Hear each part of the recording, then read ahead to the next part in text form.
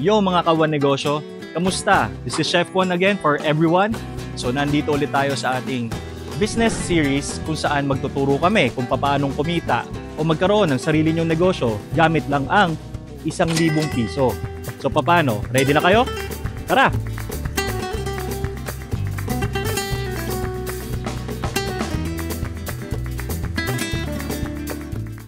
Oh mga kanegosyo, sa video na to, tuturuan namin kayo kung paano kumita sa pamamagitan ng fishball, squidball, at kikiam.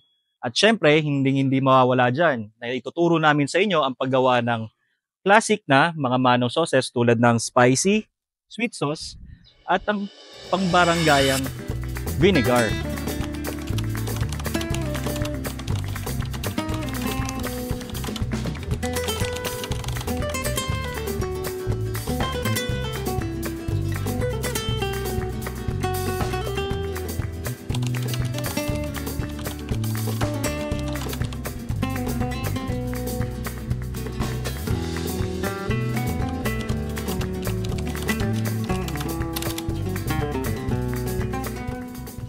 Ayan.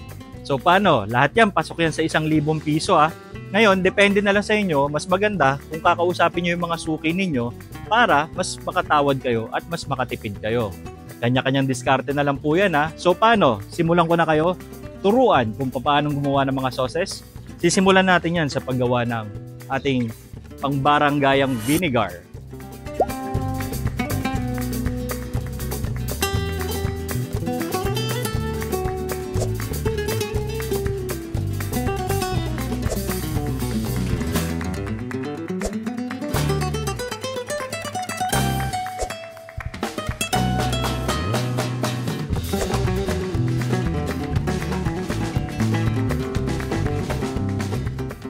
Etong vinegar natin, simple lang naman siyang gawin. No cooking process needed. Lahat lang gagawin natin, paghalu-haluin lang natin lahat ng ingredients natin. Una dyan, bawang, sibuyas, asin, paminta, asukal. Kahit anong asukal pwede ah. Pero itong ginamit natin dito ay wash lang para medyo mas mura. Pwede rin namang brown sugar at chili flakes. Panghuli, syempre, como vinegar nga ng barangay, ang pinaka-main ingredient natin na gamit ay ang suka. So, halu-haluin lang natin yan mga kanegosyo. So, yan. Technically, pwede itong patagalin ng mga 15 minutes hanggang 1 hour kung ikaw ay nagmamadali. Pero, mas ideal siya kung overnight. So, yan. Tapos na agad ang ating vinegar.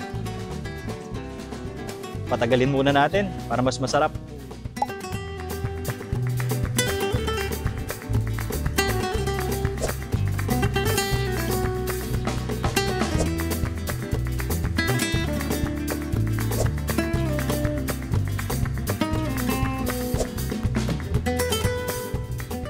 O mga kawanegosyo, ang susunod naman nating ituturo o gagawin ay ang sweet style manong sauce. So technically, maglalagay tayo ng tubig, asukal, bawang, toyo. Ito, pwedeng wala, pero mas masarap kung meron. Banana ketchup. And lastly, meron tayo itong cornstarch at tubig. Ito ang tinatawag nating slurry. Para, pag kumulo na ito mamaya, ito yung magpapalapot ng sauce. At yun yung magbibigay ng texture sa ating manong sauce. So ilalagay na natin ang ating slurry para lumapot siya. Mas maganda talaga maglalagay kayo ng slurry kapag kumukulo siya para iwas buo-buo. So siguro pakuluin lang natin ng mga 1 hanggang 2 minuto.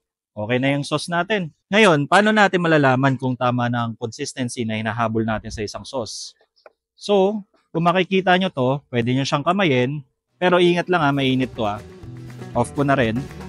Kapag ginanya mo siya at luminya siya, hindi tumutulo, ibig sabihin okay na yung sauce nyo. Malapot na yan.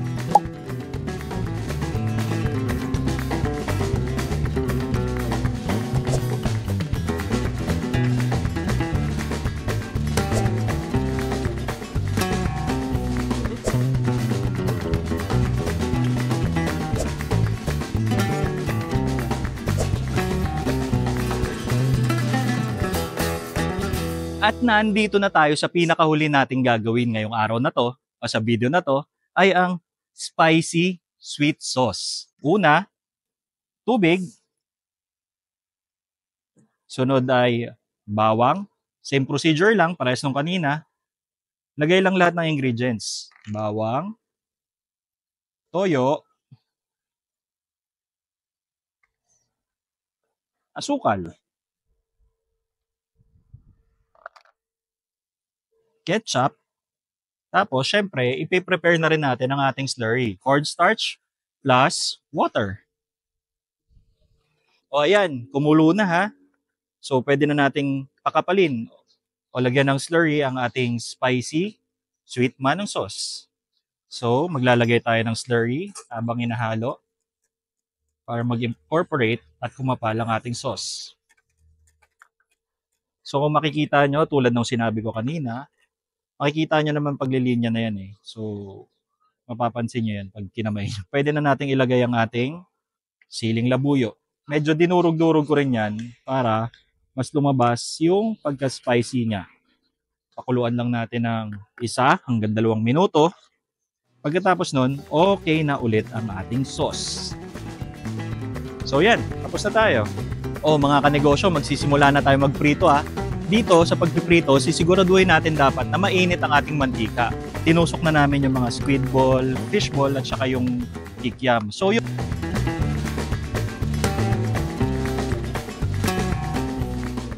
mga tips para malaman mo kung luto na ang iyong produkto kapag lumutang na siya. Okay?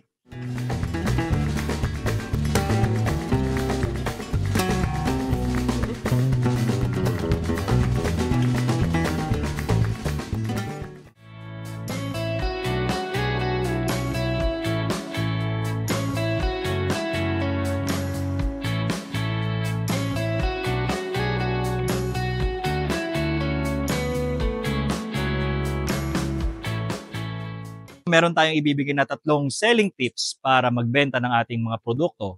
So ang una dyan, pwede natin ito ilagay sa mga containers. Kung ikaw ay para magtitinda sa cart, pwede siya sa mga containers tulad ng 16 ounce, 8 ounce. Pangalawa, pwede rin itong ibenta gamit ang online sa pamamagitan ng paglalagay naman sa malalaking containers gaya ng mga 500 ml to 1 liter ml. Pangatlo, mag-offer ng mga combo meals o combo deals kung saan maglalagay tayo ng squid ball, fish ball at kikiam. Combo na siya. Pwede nyo pagsama-samahin para isang bentahan lang. Or pwede rin naman, ilagay nyo siya sa isang stick para mas mabilis ninyong mabilang ang inyong kita. At syempre, wag natin kakalimutan na magbigay paminsan-minsan ng extra. Kasi nga, happy customer is equals to happy benta. Kaya, alagaan natin ang ating mga customers sa mga kawanegosyo. Alam mo ba kapag araw-araw mong ginawa itong negosyong ito, sa loob lamang ng isang buwan, bawing-bawi ka na at pwede ka pang mag-expand ng iyong negosyo kung saan pwede kang maglagay ng iba-ibang klaseng produkto tulad ng sa malamig, kwek-kwek at iba pa. Pero abangan nyo na lang yan sa mga susunod nating video, okay? You're teasing me! Naughty, naughty! Kompleto na ang ating mga produkto. Meron na tayo ditong spicy vinegar, sweet and spicy manong sauce, sweet manong sauce, fish ball, squid ball, at kikiam. So paano? Sana may natutunan kayo sa video na to ha. At bago matapos itong video natin, gusto ko lang mag-share ng isang Bible verse, ang Galatians chapter 6, verse 9. Huwag tayong magsawa sa paggawa ng mabuti kasi sa tamang panahon mag-aani tayo ng bunga kung hindi tayo susuko. Kaya, kahit mahirap, magpatuloy lang tayo mga kawanegosyo.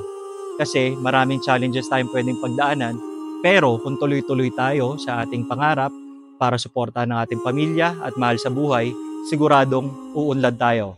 Mga kawanegosyo, kung nagustuhan po ninyo itong video na ito, please don't forget to like, subscribe, and syempre, follow na rin our YouTube channel.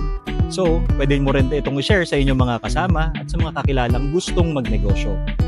Lalong-lalo na dun sa mga tulog. Ladies and gentlemen, we got 'em. So paano? This is Chef Juan for everyone. Bye!